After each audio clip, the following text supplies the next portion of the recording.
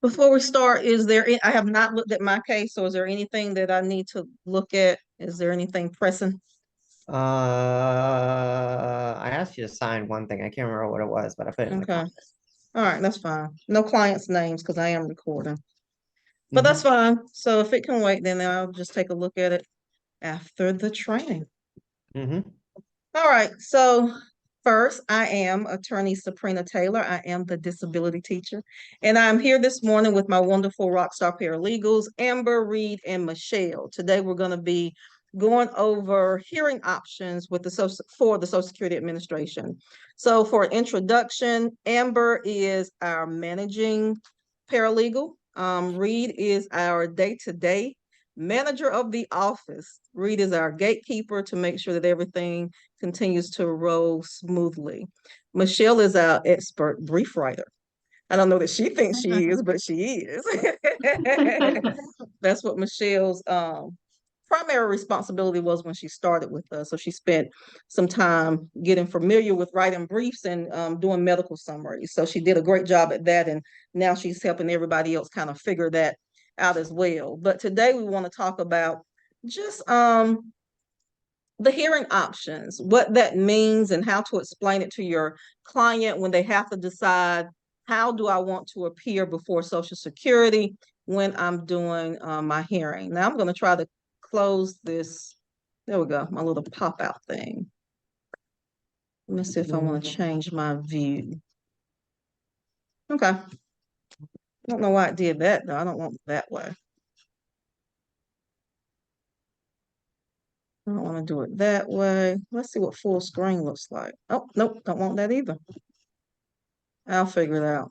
Michelle, I don't know why it had on my screen it has you on the full screen, and I have no idea why. But now, okay, I guess I don't know. I'll figure Maybe it out. speaker view. I thought that's what I had it in, but let's see. Maybe not. View. Yeah, I have it in speaker view. So what do you guys see? I see All all four of four of us. us on the Yeah, all screen. four of us equally. Okay, what do you see now? Same thing. Still all The four of same? us. Well, I think it's because we all It have only ours set. changes for you. It I was only gonna say, changes for me. we have it set to gallery, so Yeah. Yeah. Okay, let me say something. This will lock the order of your gallery view, and all participants will see the same order. You can still rearrange it. No, I don't want to do that either. Okay, y'all it did just give me a shift just minute. a little bit when you change something, but yeah, we still see all four equally. Yeah, I clicked something that, okay, it's off now. Let's see what that is. Okay. Let's see. Well, I'm just gonna leave it on speaker. Well, wait a minute. It may have something to do with the full screen speaker view. All right, I have no idea. So we're gonna just go ahead and get started. So hearing options. So what happens is we have filed the request for hearing for our client. They've been denied at initial application. They've been denied at reconsideration. So now it's time to request a hearing for the client. So once we have submitted that request for hearing appeal, everything is processed by Social Security, and then we get a letter from Social Security that says, okay, so here are your hearing options. We need to know how you want to proceed. So there are 4 ways that a client can appear at hearing. The first, the traditional way that Social Security has always done it, is in-person hearings. In-person hearing is just what it says. Client has to appear at their local hearing office. The representative will be there with the client as well. Generally, there is a court reporter that is going to appear in person at the hearing, and the judge, which will be a local judge, will also be in the hearing room as well. When I first started practicing, the vocational expert would always be at the hearings. But what I've noticed in the last few years is that the vocational experts have now been just available by phone. So I guess that's something that they have, changed and will probably continue to do. So there'll be 4 people that will be present for the hearing. In-person hearings, like I said, are held at the local office for your client. And to determine what the local office is, actually that will be listed on the status report in ERE. So that's a way that the client can know where that hearing is going to be held, because that's something that came up with a client yesterday that I was discussing the options with, and they want to know, well, where's my hearing office? So that way I'll know how far I have to travel, and is that going to be more convenient for me to have to travel if it's 30 miles, 50 miles, or will it be best to do another option? So if you're not sure of what the local Office of Hearing Operations is for your client, it will be listed on the ERE in the status report. So that is the way that you can know that. And so in person, like I said, that's a traditional way Social Security has always done it. But the second option came around, it's been around several years as well. That is the video teleconference. And the video teleconference is interesting, because what happens is the client, the representative, still has to go to the client's local Office of Hearing Operations. So you're still having to travel, you're still having to commute, you still have to be in that hearing room. What the difference is, though, is that the judge is appearing by video. That's why it's called a video teleconference. And also, not only is the judge appearing by video, the judge is not a local judge. Oftentimes, the judge is from another state, far away. And the purpose of Social Security doing that is, if your state hearing office is backlogged, a way to expedite these cases and get cases heard earlier, Social Security will send and assign the cases to a judge that may be in an area where they're not as backlogged. So the advantage of that is supposedly you'll get a faster hearing date. The disadvantage of that is that it is not a local judge. So as a representative, for me, right now, I handle cases in North Carolina. Even if I plan to expand, I'll probably try to expand first to South Carolina, to Virginia, just my neighboring states.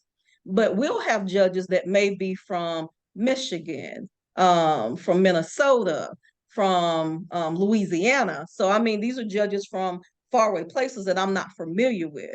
I like my local judges because I appear before those local judges more often. I know the way that they like to handle their hearings. I kind of have an idea of what they're looking for when they're asking questions of the client. So it's just more of a comfort level dealing with your local judges. So video teleconference is fine for a person who wants to have a quicker hearing, but I can't even really say how sooner you're going to have that hearing as opposed to waiting. So I just don't know if it's worth it. I have done video teleconferencing before, because for many years we only had those two options, in person and video teleconference. And so if it's a client that has been waiting to have a hearing for a while, we will select a video teleconference so we can go ahead and have that heard. I've been fortunate to have favorable decisions from these judges. So if it's something that a client feels like, I've been waiting a long time, let's go ahead and just do this, then you can do a video teleconference. It's just not one option that I prefer.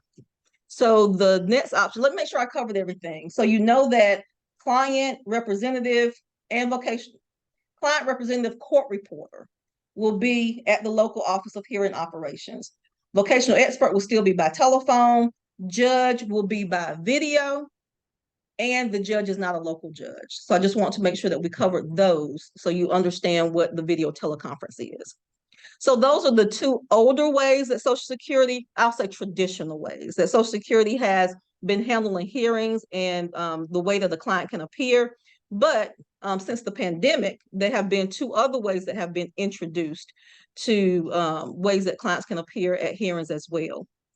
So the next one that came along was the telephone conference. And so what happened was, I clearly remember it was March, April, somewhere around there, 2020. We had hearings set up. Of course, everybody know that the pandemic hit, and Social Security sent us representatives information saying, listen, of course, we're not doing any more in-person hearings. So we need to know if your client wants to wait until the pandemic has resolved, or whatever a pandemic does ends. Your client can wait to do that, or your client can do a telephone hearing. Now, of course, if everybody remembers, back in March, April, May of 2020, we thought, this pandemic, it'll be over soon. We get some time off. We don't have to go into the office. We can sit at home and relax. But after a while, we're into month 3 and month 4 and month 5. And when we realize that, okay, we don't know how long this pandemic is going to last, let's figure out something. So we were doing telephone hearings at that time. I have several telephone hearings that I did have to do. So the way that the telephone hearing works is that I would get a call from the court reporter. They will get me online. The judge would already be online. And then we will conference in our client. So it's just like doing a 3-way call. I guess with us, it will be a 4-way call. So that's how we had to handle hearings. And so it served its purpose during the time. Like I said, I had several hearings during that time. I got favorable decisions for my clients. But the advantage of that, what I'm seeing is, even now that we have all these options, I actually did have a client who says, I think a telephone hearing will be best for me. And the reasons for that client was, one, they had an issue with transportation, so they couldn't travel to their local office. The second thing is they have poor or no internet connection at all. So they wouldn't be able to do a video hearing. So the only option really available to them was to do a telephone conference. And that's going to be for us in the next couple of months to do a telephone conference, which I'm already familiar with, so it's not a problem. And I didn't put up much of a protest with that because, with this client, it's not where I feel like my judge needs to see this client physically. So if you have a client that may have some type of physical limitations, difficulty walking, mobility issues, walks with a cane or walker, or walk with their back bent over, stuff like that needs to be seen by a judge. With this client specifically, we don't have a lot of those issues. It's more mental health limitations that they have. So I'm agreeable to, with what the client suggested, that we do a telephone conference. So that is the third option, like I said, that came about during the pandemic. And it worked. It worked during the pandemic. It was sufficient. It seems like cases were kind of rolling along. So I haven't heard of any major issues with the telephone hearing, especially when it was our only way to go. And you didn't want to, I know that some attorneys, and I think even in the beginning, I was like, well, let's just kind of wait before we do this telephone hearing, because I did know the issues that could arise from it. So let's just kind of wait. But again, once we saw that this pandemic was not going to be over in, 3 months, 4 months, 5 months, didn't want the client to continue to wait because they need their disability payments coming in, as well as health insurance and things of that nature. So we turned to the telephone conference. So the fourth option that came about during the pandemic, once we did the telephone conferencing for several months, the next option was online video hearing. So now online video hearing had been around for some firms. Social Security started this pilot program probably 5, 6, 7 years ago. Usually pilot programs don't last that long, but this one did. So they were working on eventually getting this video hearing option available to all representatives. But for whatever reason, it was not rolled out quickly. But we're in a pandemic. They need to figure out some things. So they figured out, how in the world can we offer online video hearings to everyone? So that's where we are. The fourth option, which is my favorite option, is the online video hearing. And so what does that mean? So the way that we're sitting here doing our Zoom meeting today, I'm talking to Amber, who's in Virginia. Reid is right here behind me because he's in Mebane with me and he's in the office. Michelle is here in the mountains of North Carolina, but all of us are able to sit here and discuss our cases and do our training. And this is the same thing that happens with the online video hearing. The only difference is my platform. I chose to use Zoom as my platform, but for online video hearing, Social Security uses Microsoft Teams, which I have found Microsoft Teams to be very user-friendly. It's not what I chose to use in the beginning.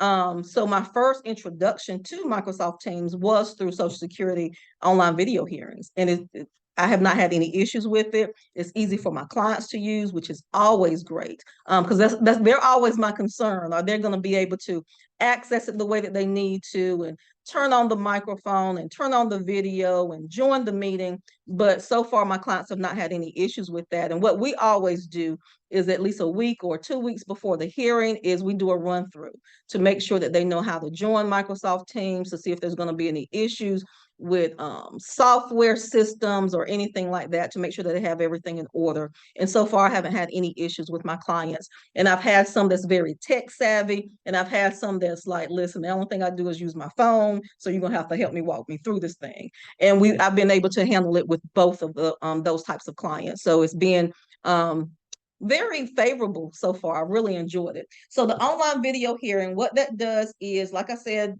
everybody's on video. You hold the hearing just like you would any other place if you were doing it in person. What I like about it and what I think is an advantage is that my judge still gets to see my client.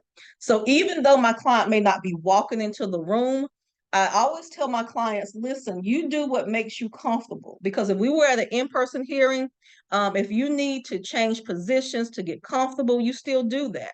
If you need to stand up because you're having back pain, you still do that. And oftentimes, either I'll ask the judge for permission, or I'll see my client stand and the judge will be like, listen, I'm glad that you're doing that. If that makes you comfortable, please do that. So they encourage the clients to still do whatever makes them comfortable. If clients need to use pillows to put behind their back to adjust, that's fine.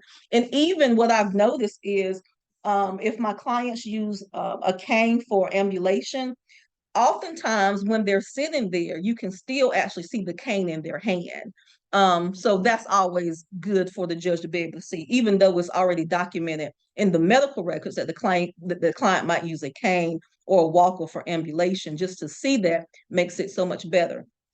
And one thing that was really great at my last hearing that I had a client who had some issues with reaching and hand manipulation and things of that nature. And what I loved about it is when we were doing our pre-hearing preparation, she was talking about her ability, the difference in her right arm and her left arm. And she showed me how, oh yeah, I can lift my right arm all the way up, but my left arm only goes this far. Can you see it? Only goes this far.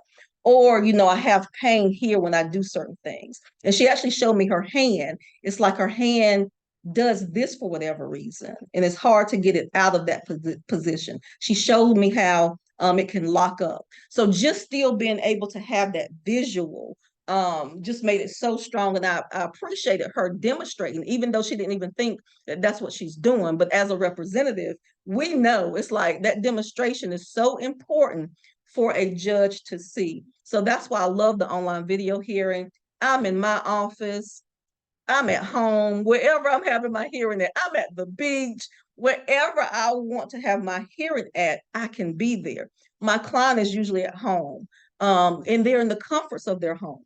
First of all, these hearings are nerve-wracking for a client. They've been waiting 2 years to be able to go before a judge, to tell their story to somebody, and hopefully get these disability benefits. So imagine you having to do that. You already told a representative that you don't know all of your business. You already told my 3 paralegals all of your business. So everybody knows your business. And now I have to go to a hearing at a place I'm not familiar with, in front of a judge that I don't know, court reporter, all these other people. And now I got to again tell my story. Imagine being able to be at home in the comforts of your own home and still being able to tell that same story. It just makes them a little bit more comfortable. The judge, believe it or not, most of these judges are at home. You're not going to know it because, and what I'll probably do, well, I can't screenshot. One thing that they tell us at the beginning of the hearings is that you cannot record the hearings, audio or video, and you cannot take any screenshots. But what happens is, how you can change your backgrounds. So the judge just has the Social Security Administration logo in the back.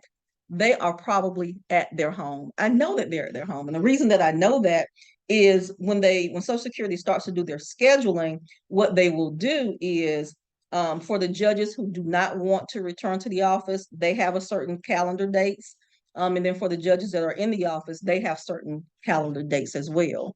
So that's just the thing. Everybody's in their own space and being able to still have the hearings the way that we do. And so far, my vocational expert is still not on video. They're still joined through teleconference.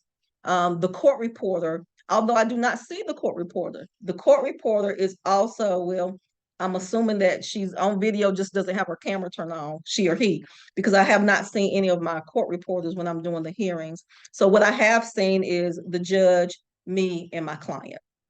So that is the online video hearing process. Let me make sure I'm not leaving anything out when I talk about that. So we're all meeting. We have a local judge, just in case I did not say that. Just about to ask that.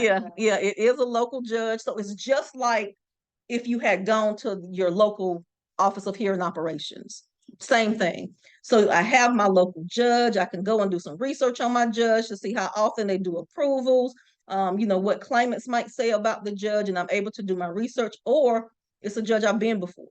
And so what I do with every hearing is I go in after my hearing, I go into my client's file where I actually go into my case management system. I have the judge's name listed in there, and I put in my notes about this judge. This judge likes to ask some questions before he turns it over to me as a representative. Or this judge asks all the questions during the hearing, and I'm just sitting back waiting to earn my money. And so then he'll ask all the questions and ask me if I had anything that I want to fill in, and then I'll get a chance to do the cross-examination of the vocational expert. You have some judges who introduce themselves, go over the beginning and said, okay, counselor, representative, it's on you. And I get to ask all my hearings, which is probably what I prefer, because my client and I have already sat down and gone over these questions. So they're comfortable and know what to expect from me. So that's what I prefer, because sometimes the judges will ask all these questions. I'm like, well, judge, you pretty much asked all of my questions, so I don't have much left. So I prefer to be able to do all of the examination. So local judge at anywhere you need to be. But one thing I will say about the online video hearing is Social Security wants to know if you are in a room alone, because this is still a confidential court matter. So you do have to be in your room alone. I'm pretty sure if I needed one of my paralegals to be present with me, I can get permission from the court, but it is something that I would have to request before the hearing. But as far as the client, they have to be in a room alone, because one, it's confidential information. Two, you don't want anybody coaching the client through the proceeding. So those are just the things that they do, verify that no one is in there with you. And again, like I said, it cannot be recorded, video or audio, no screenshots or anything like that. Anything else? Any questions you all have? I feel like I'm covering everything about online video hearing, but then I feel like I'm missing something. And then everything else is just like an in-person hearing. We go through all of the questions. The judge does the hypotheticals with the vocational expert. I have an opportunity to do any rebuttal with the vocational expert or do any type of cross-examination. My opening statement, closing statements, it's just like an in-person hearing. The advantage is your judge gets to see your client. Disadvantages. I don't know. I'm pretty sure that there's something, but I can't think of any disadvantages of an online video hearing. I guess I would just say it's still not that personal where I can touch you. I will say that, because even with the in-person hearing, like I said, the judge gets to see your client walk in. The judge gets to actually be able to see your client changing positions and things of that nature, although you can still see that on the video. I guess it's just that personal connection that may not be present. But again, I have not had any problems with online video hearings whatsoever. I've probably won every one that I've done. So if your case is strong, your client is prepared, online video hearings, I will say, is actually the number one option for most of your cases, unless your client has an issue with technology. One more thing, and I see Reid and Michelle both have their hands up. I'm gonna say one more thing, and then I'll address your questions. So I had this one client. I give my clients the option to come to my office, and that's totally up to them. I had a client who was 2 hours away from me, and he was like, "Yeah, I got technology. I have internet. I have Wi-Fi, but I will be more comfortable. And I said, that is wonderful. I have no problem with that. We had our computer set up in our conference room. He was upstairs, set the computer up. I made sure that he had logged in properly. I came downstairs into my office. We did our hearing. It was great. He was able to be here so I could make him comfortable. I think that's what a lot of it was. He had an opportunity to talk to me before, to see me before, and we sat and we talked about, the hearing again. And just to make sure that if something did go wrong, we were close by to help him out. So listen, the tagline or slogan for my law firm is that we tailor to fit your needs. And what that means is whatever is best for my client, we'll figure out a way to make sure that that happens. So I listen to my client and things are handled case by case. Online video hearing, I would love to never have to leave my office or to never have to leave my house, don't have to do a commute. I would choose online video hearing every time. However, I listen to my clients. You tell me what's best for you and we'll figure it out. So as a representative, always be mindful of that. So I think Reid had his hand up first. Reid, you are muted though. So go ahead and unmute your microphone and then ask your question or just make your statement.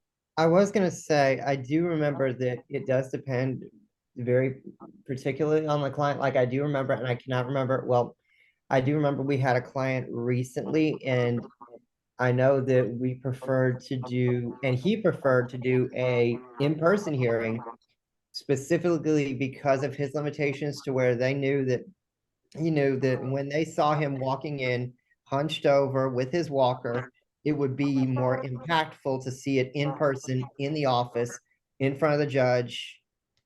So I guess what I'm trying to say is, I guess it really is a case by case basis. Yeah, you're absolutely right. It is. And I'm gonna be honest with you. When I went to meet that client at his home, now I've talked to this client, we probably had him for about a year.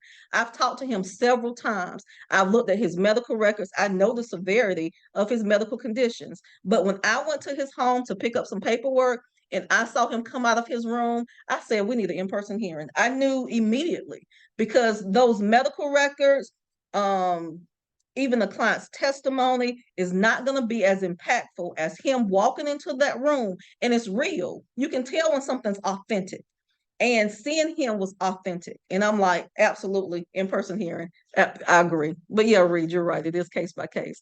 Yes, Michelle, and you're muted. Thank you. So what is the difference between a teleconferencing hearing and an online video hearing?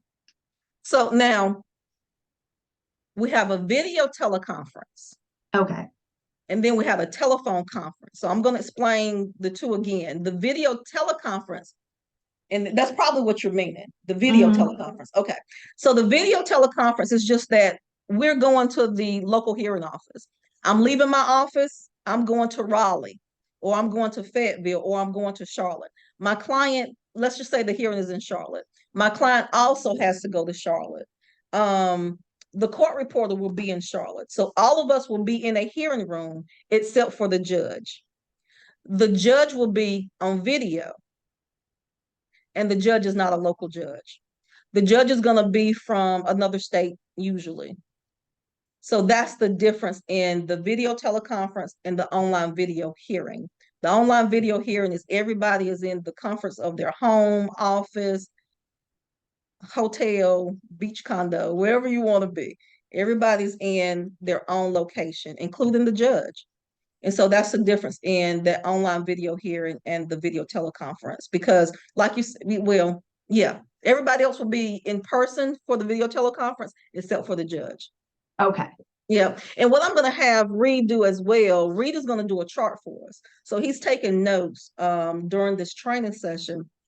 And then afterwards, he'll look at the video again and he'll make some type of chart so we can compare the difference and understand the difference in the hearing options. So right now in our office, what we're doing is I'm talking to the clients and giving them the hearing options. However, I know that Reid has done it with a client.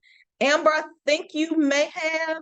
Okay, so Amber's done it. So I just want everybody to be comfortable with doing it when you actually have to explain it to the client, because the client may have questions. And so it's important that the attorney, non-attorney representative, EDP&A rep, paralegal, legal assistant, whoever is doing this job, it is important that you're explaining to the clients the difference in those. And I'm real with my clients. I let them know this is what I prefer, but just because this is what I prefer does not mean this is what we have to do.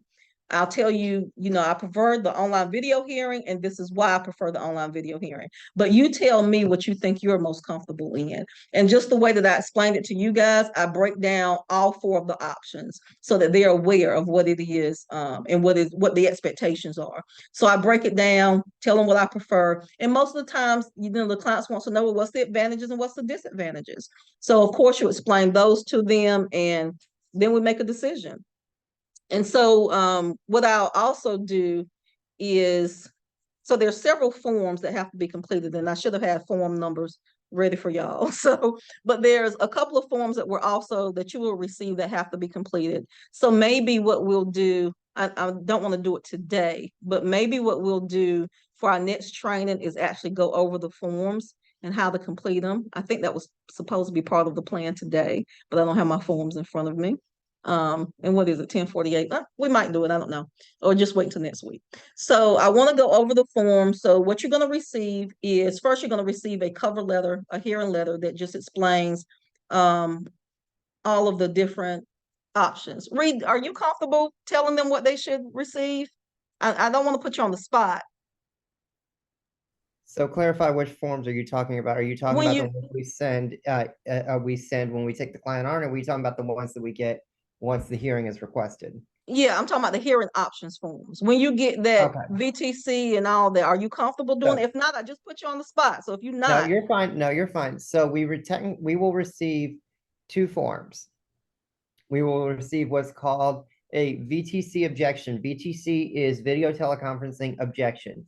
That gives you the option to either select that you want to do video teleconferencing, which is where you go to the office, but the judge is not there. Or it also gives you the option for telephone only. That is where you all call in to a landline and you have an over the phone hearing. That's the second option. That's the VTC objection. Then you have, which is called the COVID-19, the COVID hearing agreement form. Now, for that one, if I remember correctly, the two options on that form are the video hearing, which is the one we prefer, which is where everyone's over Microsoft Teams and we're all doing it like we are here in front of your computer. Or they have the in-person hearing, which is everybody is at the local hearing office, the judge, the expert, the examiner, everybody. the So vocational expert is what you the mean. vocational expert, yes. And so what you're going to do is you use those two forms and you select, it gives you the options where it's like, I will attend this one, I will not attend this one, I will, and you mark them out to where only one of them is true. So you basically treat them, even though they're two separate forms, you treat them as one continuous document, and between the four options, only one of them can be true. And you want to make sure that also in the notes section and the comment section on each, there's two, you clarify very specifically what you are requesting. Even though you put yes here and no there, you still want to say, I am requesting blank.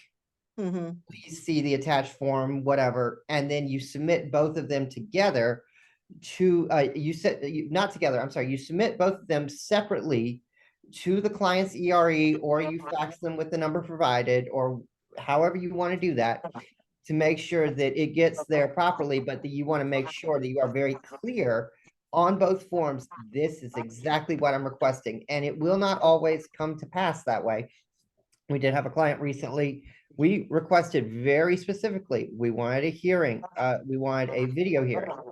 We got in the mail a month later, oh yeah, we've scheduled an in-person hearing. So what we had to do was we had to file those forms again through ERE with an attached cover letter that basically said, hey, we requested a video hearing. Could you guys reschedule? And then we just filed it a little bit differently with the options, but still basically we're filing it the same way that basically says, hey, could you reschedule this? This is not going to work for us. So even if when you do submit it, even if it does not come across properly and they try to schedule you one thing, you can always change and say, no, this ain't going to work.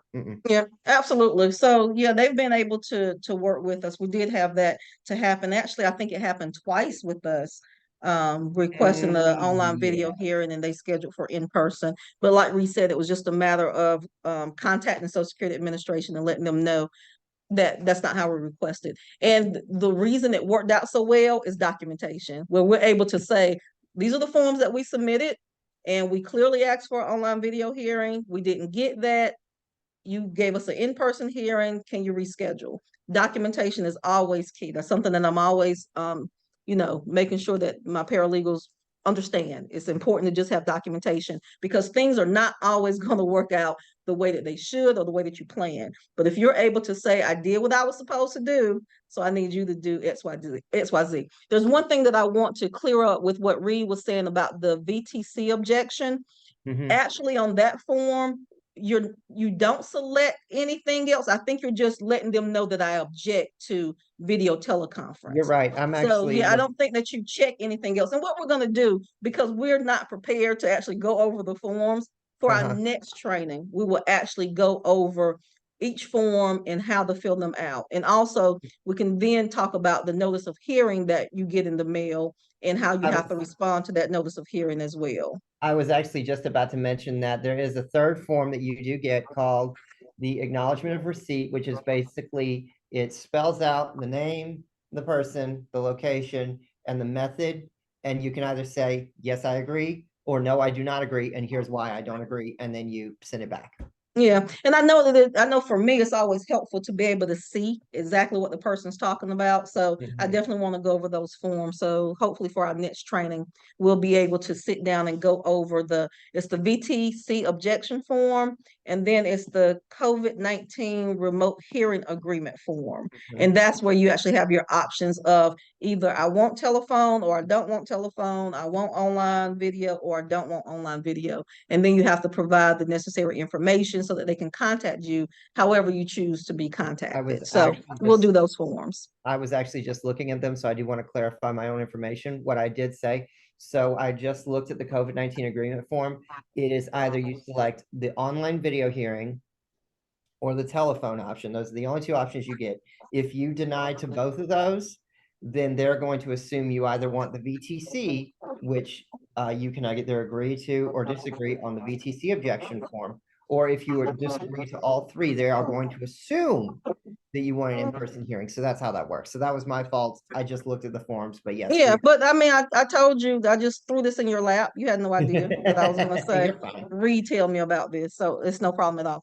So any questions? We actually stay under time, but I knew that hearing options wouldn't be long anyway. Any questions, you guys, before we wrap up? Y'all are good on video? I mean, on hearing options. All right, so what we'll do then, like I said, Reid will be working on a chart for us, so that will be available, and it's always easier to see how everything kind of breaks down. So we appreciate your time, and we will end this recording. Wait a minute, I'm trying to end the meeting. I don't want to end the meeting, so y'all give me a minute. Y'all know I'll be pressing the wrong things. Let me stop the recording.